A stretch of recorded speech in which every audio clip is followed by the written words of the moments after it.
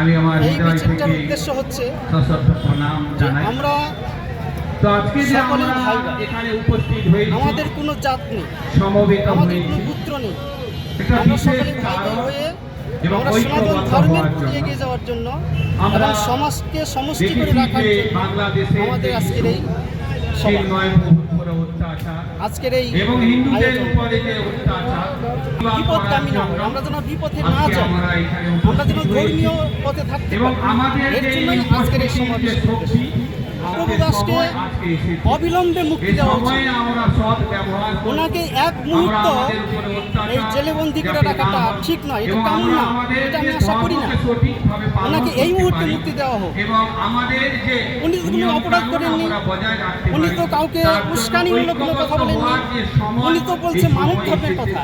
তাই খুব ভালো লাগছে উনি তো আপনারা উপস্থিত হয়েছেন মানুষকে এবং আমরা কখনো এই প্রতিবাদের ওই মিছিল ধর্মকে আজ ঐক্যবদ্ধ সারা করে কোনো পৃথিবীর বুকে সন্ত্রাসী ছড়িয়ে কর্মকাণ্ড দিতে চান সেটাও করেননি, এবং অন্য হিন্দুরা জায়গায় হামলা করতেও ঐক্যবদ্ধ যাননি। হয়ে উনি আমাদের শুধু এই মানবের কথা সনাতন বলেছেন ধর্মকে যে মনুষ্যত্ব রাখার জন্য জাগ্রত যে করে আমরা সবাই ভাই ভাই হয়ে আন্দোলন, শান্তিতে এই আমরা বেঁচে থাকতে আন্দোলনের চাই। মাধ্যমে উনি এটা আমরা চেয়েছিলেন, উনি তো অন্যায় কিছু করেননি, ওনাকে কেন বন্দি করে রাখা হলো?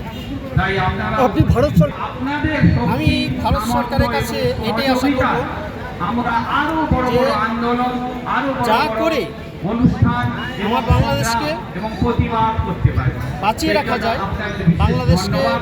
এই আপনারা হিন্দুদেরকে এগিয়ে আসুন, রক্ষা করা যায়, আমাদের শক্তি সামর্থ্য সেইটাই আমি সাহায্য বাংলাদেশের করুন। সরকারের আমরা ভারত সরকারের আরো কাছে বড় বড় করে এর জন্য কি নাম দাদা আপনার? মহাপ্রসাদ ব্রহ্মচারী। হরে কৃষ্ণ।